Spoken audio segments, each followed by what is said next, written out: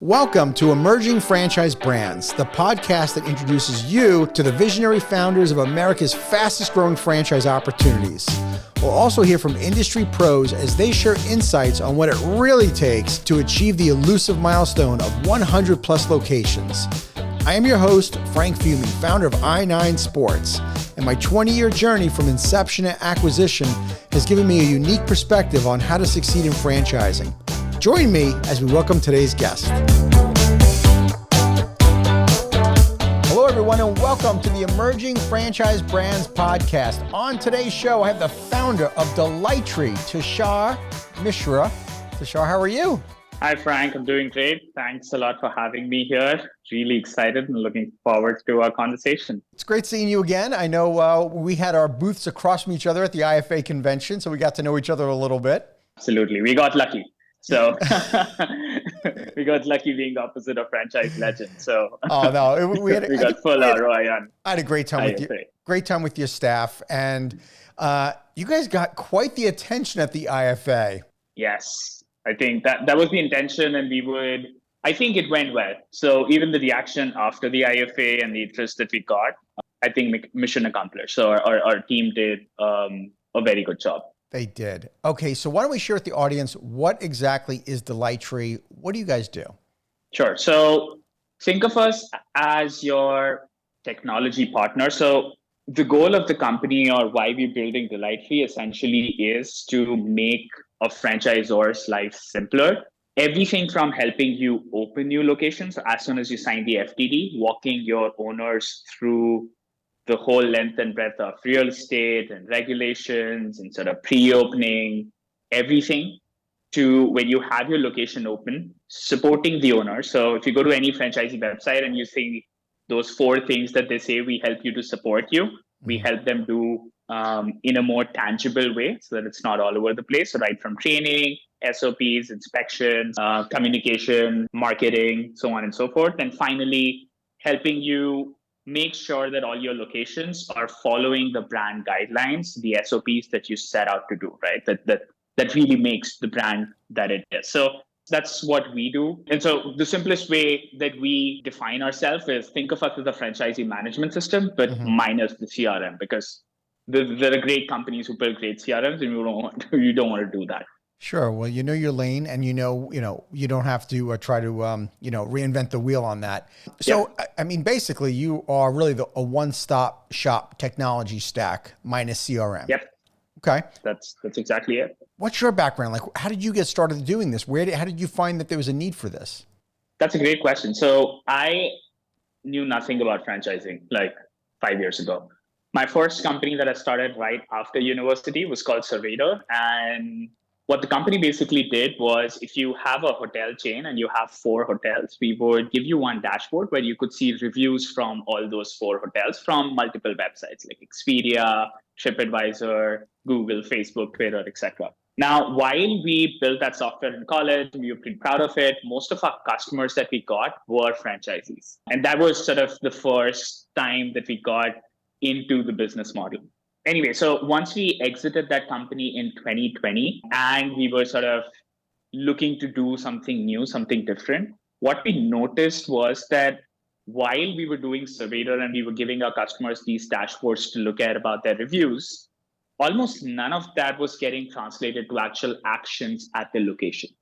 So we thought, this is interesting. So if we tell you exactly what's wrong with each location, if we tell you that people are complaining about cleanliness at location A, what stops you from taking action and making that change at that location, right? So that was the question that actually prompted the whole journey.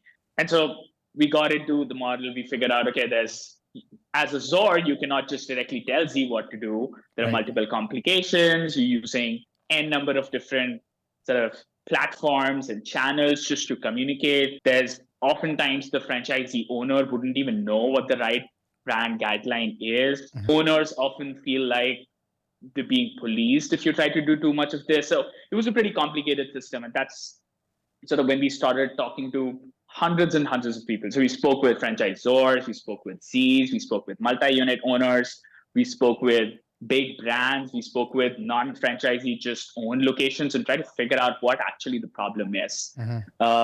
And that got us into this whole beautiful world of franchising, and which we fell in love with, and we decided to stick. So we said, okay, let's throw everything out.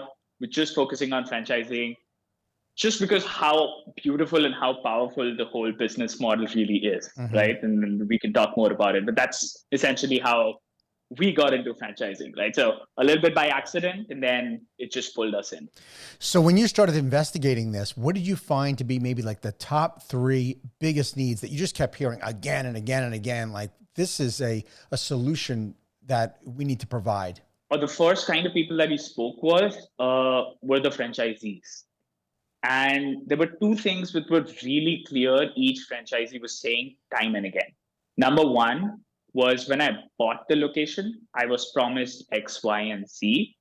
But as now it's been 2 years, 3 years, I don't see that value. So I'm paying these guys a lot, but I don't see that value, right? So that got us, that was a big one. Sort of for us, which was pretty common and seems simple from outside, but when you get in, it's sort of there are multiple layers to it.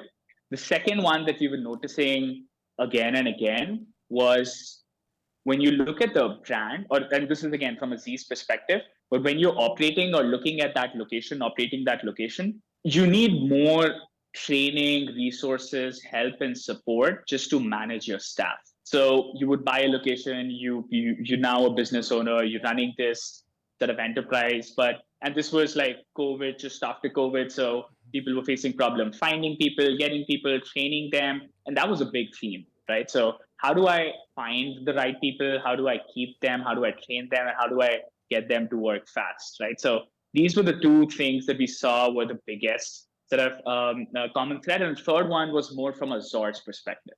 Now, from Zor's perspective, what we learned was that we have all of these locations, which is amazing, but why aren't franchisees engaging with us? Like, we have to proactively reach out and send them emails, or newsletter read rate is like 13%, 14%. What do we do to get them engaged? And we were like, so Zor's really want to provide value and want Z's to be engaged, and Z's feel that they're not really getting what they were promised when they were sold. And then obviously there are challenges that they have while running a location. There's something missing, right? There has to be something which is not working. So those were the 3 things I would say that we found. And then that was what got us into sort of specific solutions, which took a while. And so how long did it take you to get Delightree going? So this happened 2020 when you sold your initial company, right? So how long was Delightree like in development? I would say it still is in development, but from when we launched and actually got people on the platform, and this is an interesting journey. So the first version of the product we launched in 3 months, and that was basically task management, and our customers were Subway owners. If you have one Subway location, you don't really make a lot of money. So most Subway owners, if they're doing this full time, they would have multiple locations. So that was like an easy target for us. And the biggest problem that they had was that I don't even know if my store opens on time, right? I want to go and travel to all of these locations, but now because of COVID, I cannot. So the first version was just task management. You can create a checklist, or you can create a task, and then you can assign it to your team members, and you can sit on your couch and sort of see if the store opened on time. That obviously we got like 150 locations on that pretty quickly. But what we learned was that we're not really solving the real problem here, right? We're still just scratching the surface. We didn't have access to a lot of things that they were doing. So that started to wane out. So from that first product, which took us 3 months, to a product where we were happy with, it took us about 2.5 years, right? And then 2.5 years of just talking to people, talking to franchisors, working with them, looking at the problem closely. And like I said, we're still building. But just a week ago, we launched like a new module of the product. So it's still under development, but it took us about 3 years end to end just to arrive at that first product. Franchising is complex. So sure. Right. And the work is never done. There'll always be another module to add, right? Another component to the software. Give me a sense of sort of the breakdown of franchisors industry-wise that you guys service right now. So right now on the platform, we have about 32 franchisors live. Out of them, about 40% would be food franchisees. And that's, again, just because it's the most obvious one. I would say about 20% of them are sort of in that fitness category. You know that category pretty well. So we have spa chains, gym chains, things like those. And then the remaining is mix of home services and new retail kind of concepts, right? So that's what we broadly see. And then every day we're finding in terms of inbounds and new businesses, new kinds of concepts coming in. So this mix is changing almost every month. So just this month, we're adding 4 more franchisors. So maybe next month you ask me this question, the split would be different. Okay, well, that's great. That gives us a sense of sort of who we're dealing with. So tell me, Tushar, I'm curious, since this is the Emerging Franchise Brands podcast, and a lot of our audience are folks that are emerging founders or people looking to get into franchising. Share with us some of your thoughts on what you're seeing in the emerging franchise space. What are some of the challenges and solutions you're finding that you're running into in the emerging franchisors? Got it. So, and that's great to know. I mean, all of our customers are emerging franchisors. We think that's the most exciting category and the most challenging category at the same time. I agree. So let me talk about the trends, or at least overall macro things that we're seeing in the industry. So one, in terms of new concepts, we're seeing a lot of, especially in food, health-related concepts. So anything that's healthy, organic, quick, that's seeing a huge jump. Second, I'm seeing, again, this is more macro, but anything that adds convenience to your life, right? So this is where a lot of home services, personal services brand come in. So from mosquito repellent franchisees to sort of deer repellent franchisees to something as simple as mounting televisions, right? So there are TV mounting franchisees now. So anything that makes convenience easy, especially for millennials and Gen Zs, because they don't like to do a lot of stuff themselves, that's sort of increasing. And third category is right from that health within the food segment, we're seeing more alternate healthy concepts, which means things like cryogenics, things like stretch zones, things like that help you maintain a healthy lifestyle, right? So these would be alternate medical therapies and things like that. Sure. So a huge jump in that. Like we have 3 customers in that category, and then just in the last 4 or 5 months that they've been with us, they've doubled in size, like doubled in open locations. So that's always super exciting to see. And then one last one, which I'm pretty excited about, is this category of entertainment, and within entertainment, I would call it hobbies. So you would see a rise in art-related concepts and craft-related concepts, and concepts that help you either learn a hobby or use that hobby as an entertainment on weekends or on nights with your friends and stuff, right? So that's at least what I'm seeing in terms of trends. Okay. Tushar, franchising is not easy, right? It is difficult, and it is so rare for a franchisor to get to 100 locations. And there's a lot of franchisors that start up in a year and, disappear a few years later because it wasn't what they expected to be. What are some of the challenges that you're seeing with some clients that you're trying to help them break through? That's a great question. So the median number of locations that a franchisee has in the US is about 40, right? Most, like you said, about 86% or so never reach that 100 level mark. The number one reason that I see, and this we see in our prospects and in our customers, is they don't think in terms of systems. So most people, the way that you start franchising is you had a business that was doing really well. Either your customers really prompted you to start franchising and you start getting inbounds, right? Or you sort of explored around, you were entrepreneurial and you thought, okay, if I have to really grow, I should start franchising. And then moving away from that mindset of operating your location to now operating a franchisee system is very different, right? And most people find it hard to go through that journey. So that's what I've seen is the biggest reason why, or the biggest challenge why, especially emerging concepts cannot go through that. Second, even if you want to build a system, complexity is that you have to do a lot. So what most people recommend is, hey, let's just sell first. Once we've sold 100, we can figure the rest out, Oh, right? And so you'll see today there are a lot of emerging franchisees that have sold hundreds of locations, but have hardly 1/10 open, and probably will will not open the rest, I right? have never seen it. I've never seen it like this. This is by far the craziest ratio of sold to not open in my 20 years Absolutely. in the industry. Absolutely. And we're seeing that. And the biggest reason for that is selling is easy. You can promise and commit, and you can sell a story and a vision. And these are obviously great entrepreneurs and great sales folks. But when it comes to actually operating that system, you first have to build that system. And to build that system, there are multiple things that you have to do. But if I have to put it in categories, there are four things that you have to do, right? One, you have to first document how you are doing things and how you expect your owners to do things. This could be in form of a manual, maybe just a list of to-dos, maybe go and see what you do every day, Right. right? Second, once you have that figured out, now you need to figure out how can I make it simple for somebody to follow these actions, right? Mm-hmm. These would be in terms of tools and resources that you can give them. So this would be training, this would be checklists, this would be tasks, etc., that you would want to give to the owners, right? In form of system. The third thing that is really, really important for the system is to actually have a mechanism to see if the system is being followed or not followed. So you build out a system, you figure out how to implement that system, and now you need to figure out if that system is being followed. So most emerging franchisees today resort to the old way. Hey, we'll do one inspection once a year, and one of our team members would go with a 150-point checklist to a location, and he'll Right. be like a cop writing a ticket, and he'll Right. be sort of walking through the store. That doesn't work anymore, right?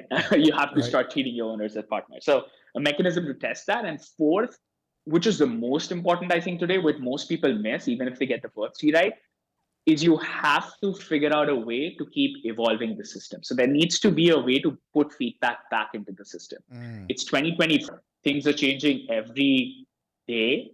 And if you have a system that doesn't change, that worked for Subway in the 80s and 90s and McDonald's, but doesn't work today. I mean, McDonald's launches new stuff and new things now at a True. rate that you cannot catch up, right? And so you need to figure out a way, how can I keep all of this evolving? So how do I make sure that everybody wants to be Crumble, right? Like that's the Mm. most Right. The uh, hottest. controversial, hottest name in emerging space, Right. and everybody wants to do like one new flavor launch every week.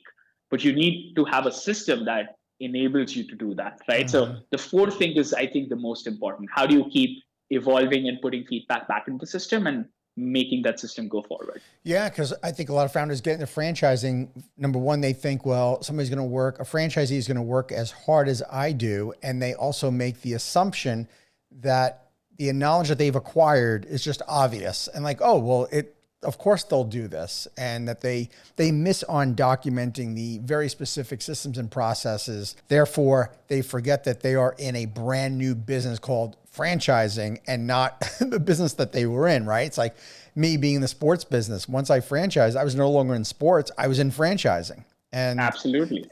too many people miss that. And I agree with you. I think execution, the broad term we say is, well, the reason why most franchisors fail starting out is they don't execute. But I think exactly what you said, those four reasons are kind of drilling into the reason why that execution doesn't work. And progress is happiness, as we say, right? And you have to continue to evolve. And I think even more so now in franchising, where we have so many more new cutting edge franchisors that have access to a technology stack early on, that the competition is much, much greater. That in order for you to kind of get onto the highway of franchising, like you got to ramp up quickly. You need to find partners. You need to find technology partners.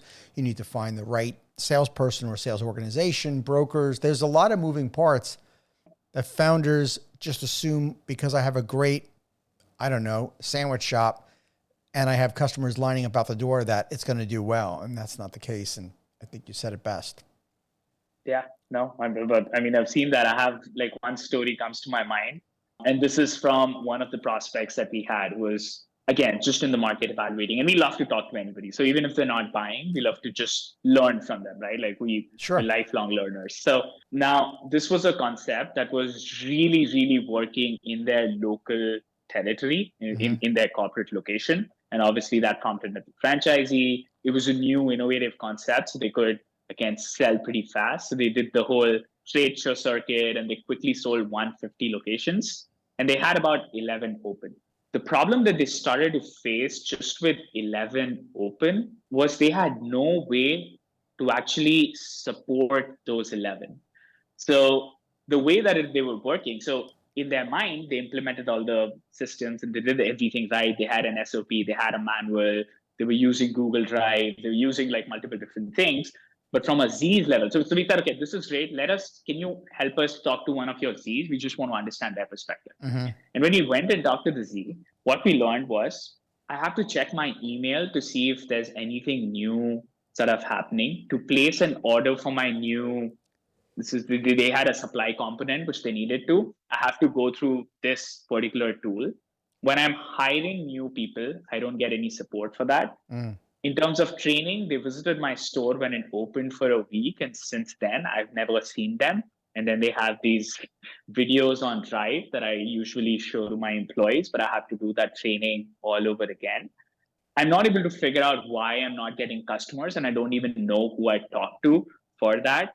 They usually do these marketing brand campaigns nationally as they speak, even with 11 locations. Right. But I don't know how that is helping me, or that's not really translating to actual people walking through the door. And so the owner feels, I think I was better off if I just copied this and opened Jack's studio and never franchised it, because I have to do everything on my own anyway, right? Sure. So again, so from a source perspective, you think you're doing everything right? You have manuals, you have things, you have systems for everything. But you also have to step into these shoe and figure out how they are experiencing different things, right? Are they feeling supported? Are they getting ROI for paying you that franchisee fee and paying you that royalty? Because you don't have a brand. You're not McDonald's, right? Right. So a lot of franchisors think that people are paying for the brand. But for most emerging franchisees, you don't really have a brand yet, right? Like barring a few exceptions. So I think that's interesting in terms of, again, mismatch that happens even when you have things figured out. Yeah. As a newer franchise concept, there's an underestimate of the amount of business coaching that you need to do for your franchisees. Yes. And look, I did the same thing, right? I thought I was teaching my franchise owners primarily how to run a sports program. And I overlooked the importance of running a business. And then so there was a disconnect there until I quickly found out, oh my gosh, my franchisees have never run a business before. And they're asking really basic questions, even down to like the financials, and had never managed an income statement, didn't know what a balance sheet was, didn't know about hiring, and didn't know about how to really scale their business. They were operating their business day in and day out. And the big clue I got was that my franchisees would say, well, I can't expand because I can only be at one place at a time. And we knew right there that they weren't acting like the CEO of their business. They were so owner operated. So I don't fault anybody that is in the emerging space that's starting out, because we do the best we can, right, with the resources we have. And we think because we had this successful model that we can just replicate it, but we forget that the business coaching aspect of franchising is probably the number one thing that needs to be addressed immediately when you start franchising, is that you cannot overdo business coaching. And every franchisee needs a different level. Somebody might be a seasoned multi-unit operator. They got it. They're like, hey, just give me the tools, give me access to technology so that I can do this and train my staff. And other people, like, I've never hired anybody a day in my life. It was me and my wife that ran this business. So do you find on the emerging space that business coaching is lacking, without naming any names of clients at all? So most franchisors or emerging franchisors don't even know or don't even hire FBCs until they're like 15, 20 locations, right? Franchisee business coaches. And so I definitely think that's a big missing sort of piece of the puzzle. But there are ways that you can also append that. right? So even if you don't have FPCs who like constantly in touch with sort of owners, you need to empower owners in terms of resources and tools that they can at least use and browse on their own. There was this recent survey by AHOA, so that's the Hotel Owners Association, and they surveyed QSRs, hotels, retail franchisees. What they found was super interesting. About 72.6% owners said that if they could, they would leave the system next year if they could without a penalty. Wow. Right? Which is a striking number. And these were mostly established brands. Now, why this disconnect? They have FPCs and stuff. But once you scale, and it is really important to see how human behavior has changed, right? So from 5 years ago to today, the way that we do work just on a day-to-day basis is completely changed. People like to search stuff. People like to sort of find things on their own, write down stuff, like using technology in every way possible, right? Like, let's take an example of sales. Now you're rolling a sequence on your CRM, automated emails are going on, scheduling is happening automatically. So the way that you were doing that earlier has changed a lot. But that has not changed in business coaching. So business coaching is still, I'll talk to you one-on-one. It'll seem like an interrogation and not like support, or I'll not seem like your friend. And then apart from this conversation that you have nothing else, right? I think that's the most important resource. But young owners who are now increasingly coming into the ecosystem are used to searching things. Like, give them the resources. Like you said, if you cannot constantly be there, you don't have the resources to hire FPCs. Can you give them the right resources so they can look up how to do SEO?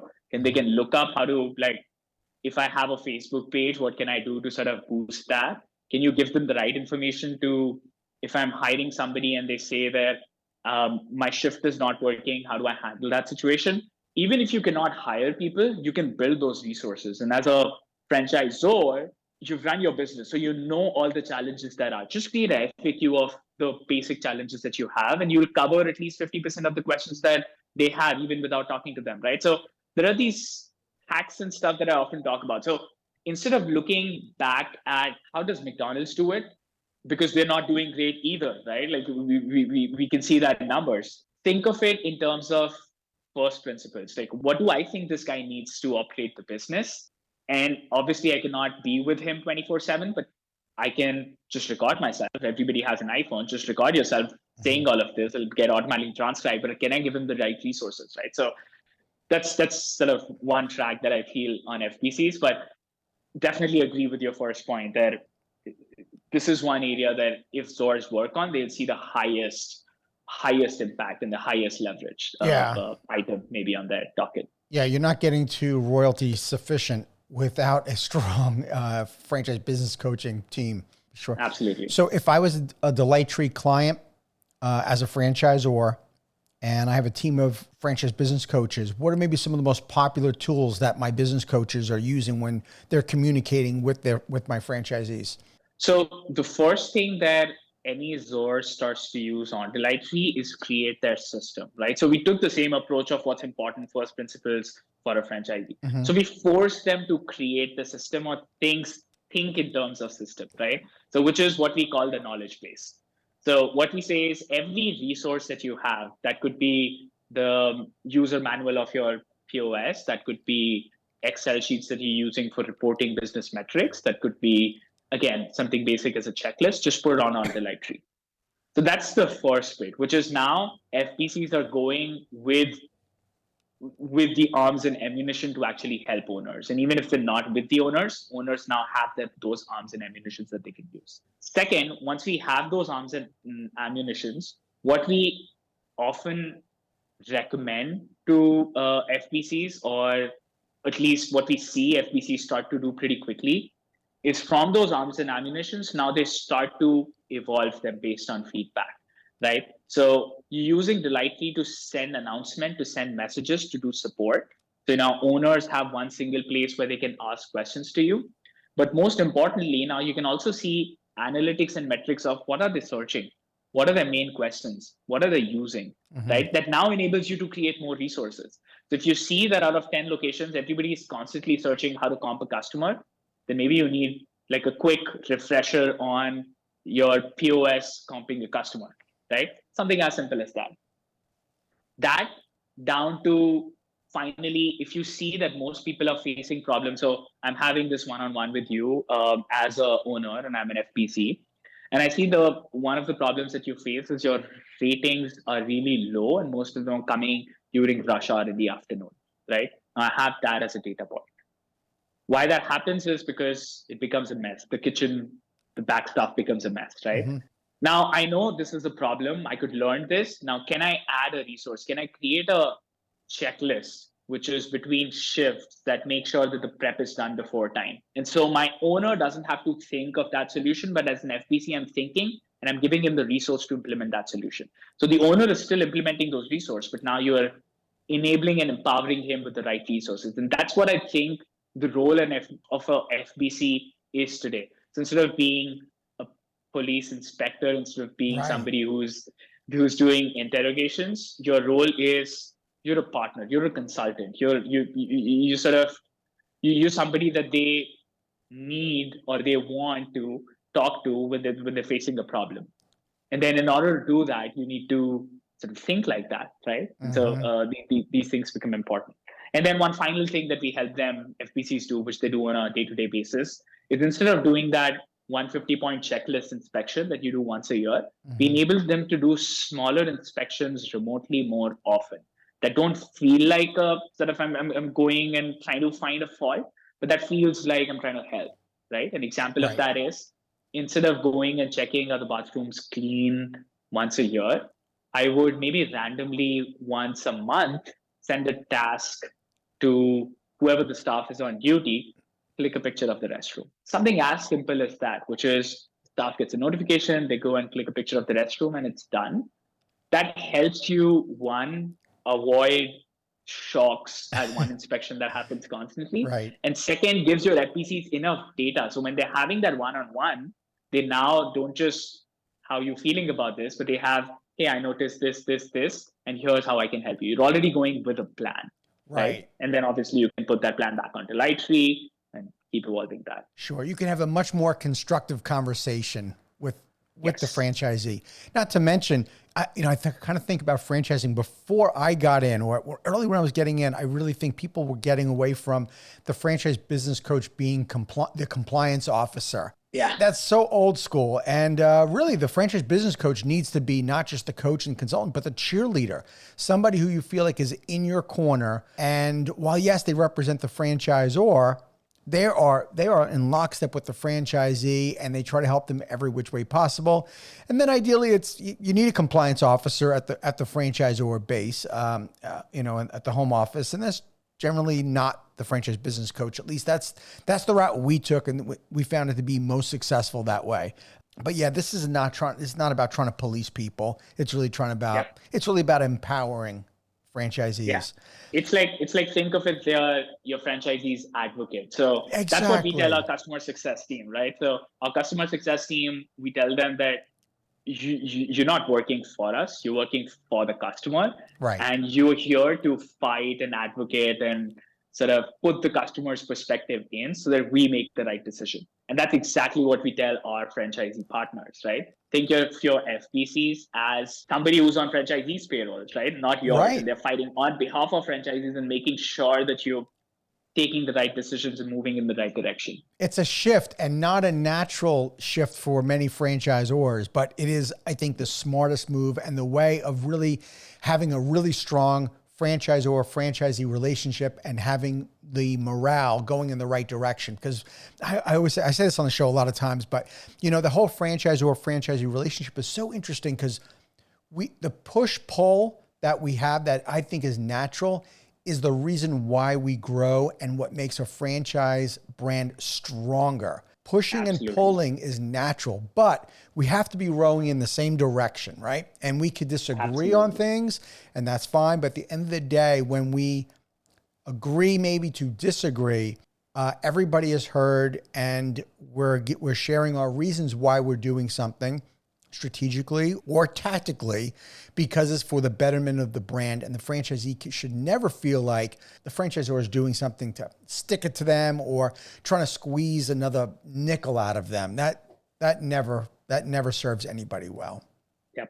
No, absolutely. And so it's funny because if you want to make decisions, a lot of people think that you have to always make decision in favor of franchisees to be successful, but that's not true. Like you said, you can Right. agree to disagree, but you want to make sure that you're making the decision after considering everything that the franchisees want. Yeah. And then you're transparent about why you made that decision in spite of disagreeing with what franchisees think. And that could be the right decision, right?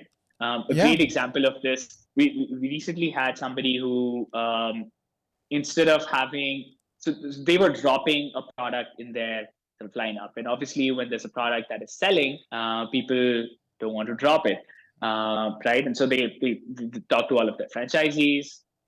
Everybody was not in favor of dropping it. And they eventually chose to drop that product.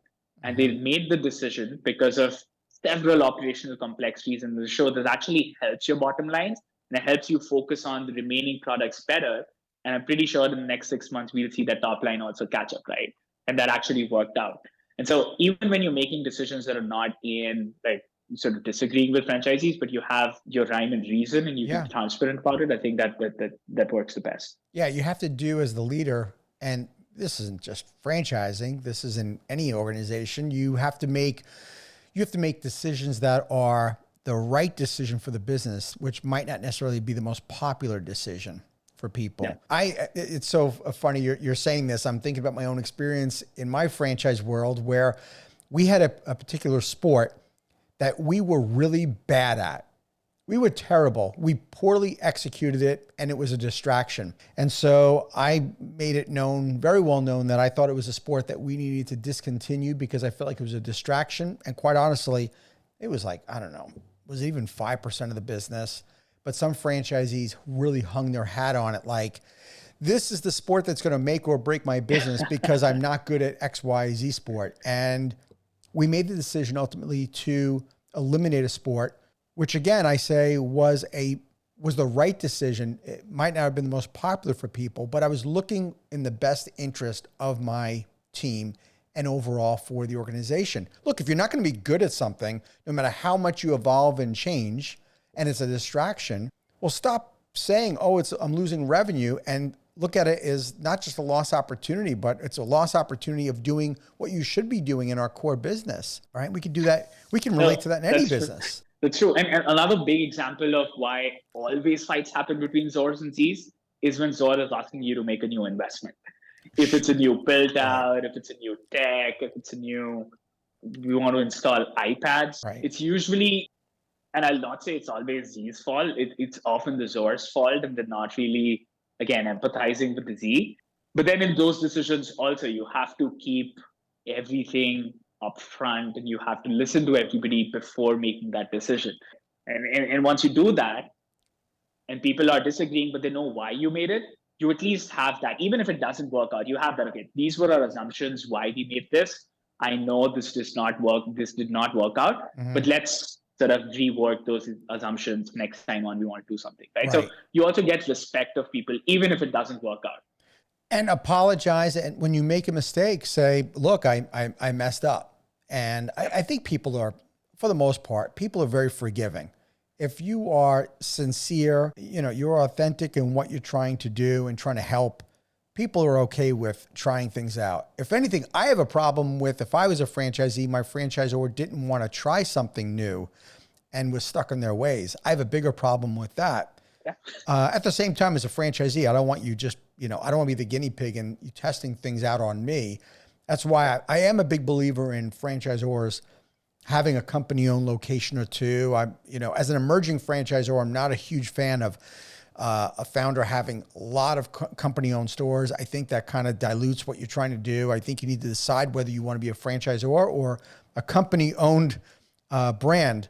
But I think it is important that you do have a company-owned location or two or three because it helps with cash flow, but more so you're proving that you're eating your own cooking as opposed to just testing it out on a franchisee, especially in the emerging space. When you become a mature franchisor, if you want to unload all your company-owned stores or, for the most part, I don't have issue with that. And I know most franchisors do that. Yeah, the way some ZORs make a decision about this, especially technology, and this might like maybe a little self-interest, but I've personally seen, and I'm sure you have, where Mhm. ZORs have bought expensive tech solutions and gotten into 3-year contracts without talking to Z's or without taking Z's opinion, and then nobody uses that tech. Right. You never got that like, buy-in. They weren't part of, yeah, they needed to be part of the test if I'm going to, if I'm going to bring on Delightree, I would want to have of course, get my advisory council involved, probably a task force that would be part of the meeting and say, hey, you know what? We're looking at Delightree. It's going to improve our operations, improve, your hiring, your training, your ongoing support. It's going to help us at the same time, but you've got to bring franchisees in on that. Nothing goes well when you spring something on a franchisee. No, they don't like surprises. I found that out the hard way. Honestly, over my 20-year time, more than a couple times where I thought I was surprising them with something good, my heart was in the right direction, but I surprised them with something that they really didn't want, as it turned out. absolutely. And intentions are always right. Like I've seen, and over time you're also complicating the system. And I'll give you Right. this is a real example, right? So one system that we have, they have Google Drive that they use where Mm-hmm. they upload most of posters and stuff that they need from signage's perspective that you need to Okay. print out. Apart from that, they have an LMS that they use sort of to create training material and share that training material. They also have a newsletter that they send out um, uh, sort of periodically. Apart from that, they use Google Forms for a lot of requests and those day-to-day kind of things. And then for communication specifically, they also have a group me chat. So everything is piecemeal. We're all over the place. Everything is piecemeal. Now the problem arises. Now you have these things. Now you have to get into your owner's shoe. Mm-hmm. When there's a new something happening, where does he check?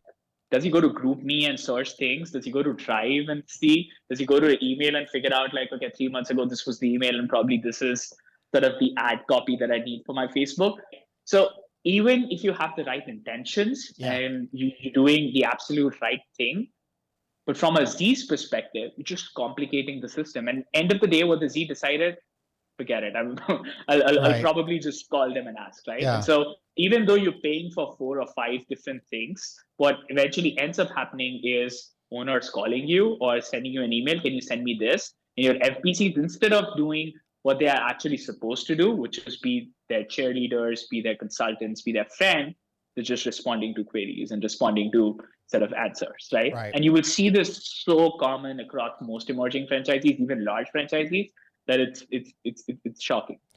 Yeah. Again, Well, with the right intentions. Yeah. yeah. Well, when you're a new franchise, first of all, you have to learn the system itself. Like, what am I even the product or service that I'm selling?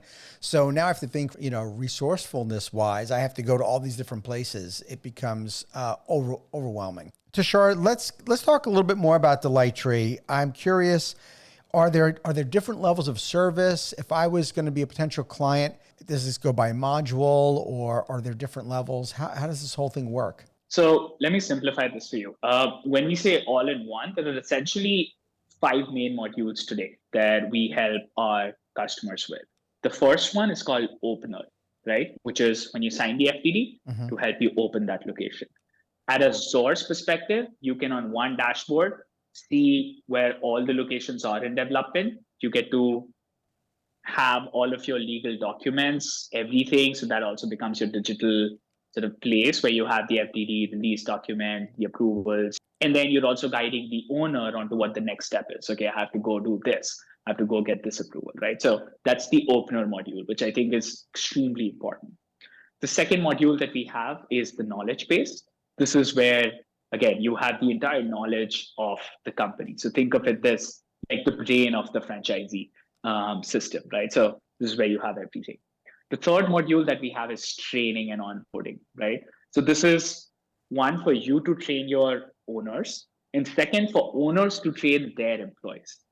And we help owners to train their employee in a joint regulation compliant way, right? So you're not training them, but you're giving them resources they can train their employee. The fourth module, which I think is extremely important, is operational efficiency.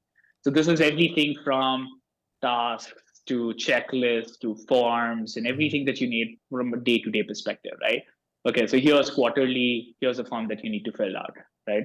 Things like those. And fifth and most important one is communication, right? So How can you send announcements? How can you engage franchisees? How can you tell them, hey, we just got this new location open. Welcome Frank into the system. Frank comes with this experience, right? You need to start feeling like a system.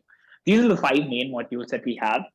We're very simple in terms of our pricing. So even if when you come to us, you might want to use one or two, but it's one simple flat pricing. We don't charge you anything else apart from that. So everything else is unlimited. So our pricing is per location. Mm-hmm. So n number of owners that you want to add, people, employees, all of that is unlimited.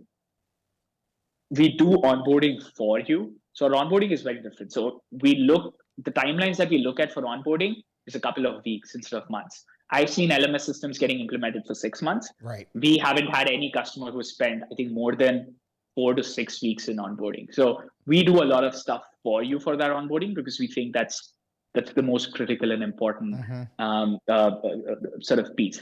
And then finally, once all of that is done, you always have our business coach, which is our customer success team member, always with you. So this is not just to talk about product or to upsell you or to do anything. Again, we have one flat pricing, we don't upsell. But this is, again, to support you. If you need help with, I don't know, man, like I'm trying to create these trainings, I don't know how to do that, they'll actually help you do that. So it'll not be with the product, but maybe outside of the product, but they'll help you do that. So that's a little bit about sort of the way we do things, try to be different.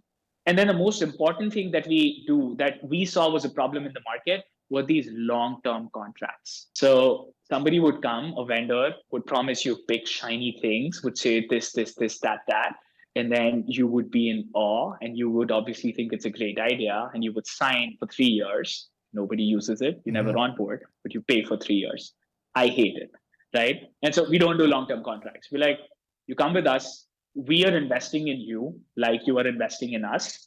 For the first 3-4 months, we don't even make money, right? Because we're doing so much work ourselves. So we think that you would stay with us because the product is good. And if you think the product is not good, you're free to leave. So that's our approach with the product. That helps us be honest to the problem, be honest to our customers, and also keep evolving ourselves. So because if we don't keep doing things, we don't keep solving your problem, you'll not stay with us. And that's the pressure that we want on ourselves. And that's what every franchisor should expect from any vendor that they're getting into a relationship with, right? It's not, you don't want them to talk just when they're selling, but you want them to actually deliver. Yeah. What about, just for transparency's sake, what's the heaviest lifting of a franchisor when you're onboarding them? Is it the knowledge base and operations manuals and stuff and providing, and you guys are uploading that? Is that the biggest part of it? It's usually the biggest part, right? Like we said, pre-Delightree or before getting into Delightree, they either had 5 different things that they were doing and things are all over the place, or they had some things built out, some things not built out, the process of building. So that's usually where the biggest lift happens from Zors. And we're building solutions to, again, simplify that. So we have templates, we have things that can help you do this really fast. But once you have that in order and we can put that in Delightree, everything else is pretty quick. Because from your knowledge base, you can create training, you can create forms, checklists, tasks, and then things work in pretty seamless manner. Wow. Tushar, I'm really, really impressed. I wish your company was around when I was starting out. You would have saved me a lot of headaches, and maybe my hair wouldn't have turned as gray so quickly. Thank you. Thank you. You know, this is, as we're building this and we're learning new things every day, I think one thing that I am really thankful to because of being in franchising is people are always happy to help. The first IFA I attended was online because it was in 2021. Oh, okay. Yeah. Yeah. and even though it was online, nobody has ever seen me. Nobody knows what I do or what the company does, but people were still happy to talk and people are happy to give us time. Even today, when we go to events, we go with an open mind and we are happy for you to challenge everything that we do and everything that we have because we think it's an opportunity to learn. So again, I am thankful to people like you and other people in the ecosystem, in the franchising ecosystem, because of the value that they add and the way that they're open with sharing everything, even with vendors, I would say, right? Not just franchisors. When I talk to a vendor who might be a competitor or later competitor, very happy to share their learnings and happy to share more about the industry, right? Which is amazing. So I wish we had started this before. Yeah. Yeah. Look, you've been so generous with sharing so much insight on what you're seeing with emerging franchisors. I always end every podcast with what I call the tip jar because the franchise community is so generous. If I was going to be franchising my company, before I did that, is there maybe a piece of advice that you would give me before I get into franchising? Number one, go and talk to owners, go and talk to ZORs, attend a few trade shows and franchisee shows, like do IFA, or there are a bunch of shows that happen for emerging ZORs. Mm-hmm. I think that's pretty important because you need to know what you're getting into in the first place. Most important thing is talk to successful ones and also talk to ones that have not made it, right? Because you need both of those perspectives. Yes.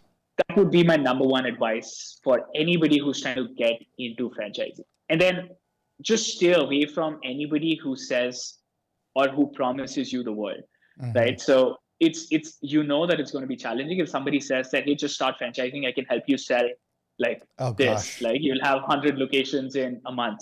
And they probably will. They'll pocket most of the franchisee fee themselves. You'll be left with nothing but 100 FDDs, and then you have to figure out how to open them and make them be successful. So yeah, run, don't walk. Yeah. Away. That's great advice. Well, Tushar, if someone was interested in working with Delightree, how can they find more information? So you can reach out to me directly at Tushar, which is my first name, Tushar, at Delightree.com. You can find any one of us on LinkedIn. We're pretty active there. And then just ask people around you. They might know us, or they might be using us, or will start using us pretty soon. But it'll be easy to find us. Nice. And that's Delightree.com with one T. One T. So Delightree, REE. Nice. All right. Well, Tushar, it was great seeing you again. Hey, I hope that we're going to be, across from each other at the next IFA, our booths again. So out in Vegas next February. So hopefully we'll be near each other. Absolutely. And then I'm thank you so much for doing this. I know you usually don't have vendors, suppliers on the show. So we're extremely thankful that you had us. And I hope could add some value. You did. Absolutely, Tushar. Would love to be in touch. Thanks a lot. Thank you. All right. Thanks for being on. Thank you. Thank you for tuning into the Emerging Franchise Brands podcast. For additional insights, guest applications, and to stay connected, visit us at efbpodcast.com. The Emerging Franchise Brands podcast is for entertainment purposes only, and the views expressed do not necessarily represent those of Emerging Franchise Brands, its host Frank Fumey, or Emerging Franchise Group, LLC. Any discussed franchise or investment opportunity requires thorough investigation, obtaining proper disclosure documents, and expert consultation before making any investment decisions. The podcast and its host do not offer professional advice or endorsements, and they hold no responsibility for actions, representations, accuracy, or consequential damages related to the podcast content.